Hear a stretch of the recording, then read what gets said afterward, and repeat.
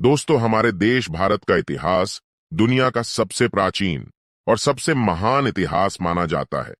और इस महान इतिहास में बहुत से ऐसे महान और कुशल राजा भी हुए जिन पर आज भी भारत के लोगों को गर्व, और भारत के सभी लोग सदैव इन राजाओं का सम्मान करते हैं।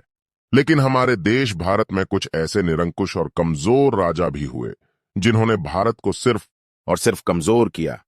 और आज हम बात करेंगे भारत के ऐसे कमजोर राजा के बारे में जिसे भारत और अधिकांश लोग नामर्द राजा कहकर पुकारते थे। और इस राजा की कमजोर नीति और कमजोर युद्ध कौशल के कारण लोगों ने इस राजा से भरी सभा में उससे उसके मर्द होने का सबूत मांगने लगे। तो चलिए शुरू करते हैं और जानते हैं इस राजा के बारे में। दोस्तों, ये राजा और कोई नहीं बल्कि भारत पर 315 वर्ष तक राज करने वाले मुगल राजवंश का राजा मोहम्मद शाह रंगीला था।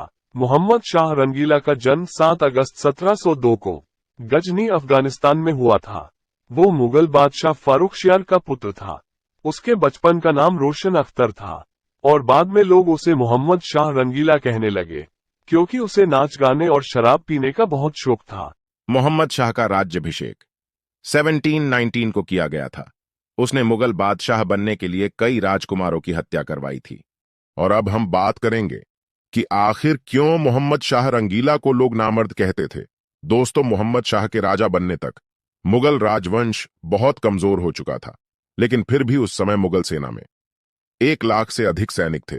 1736 में जब वाजीराव ने अपनी सेना के साथ दिल्ली की ओर कूच किया और मोहम्मद शाह को युद्ध के लिए ललकारा, तो मोहम्मद शाह रंगीला मराठा सेना से डरकर लाल किले में जाकर छिप गया और 1 महीने से अधिक समय तक लाल किले में ही छिपा रहा।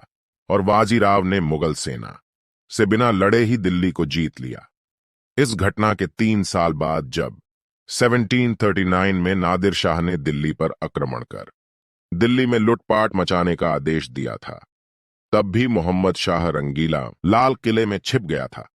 नादिर शाह ने उस समय 40,000 से अधिक लोगों की हत्या की और पूरी दिल्ली को लुटकर उसे खंडहर बना दिया था।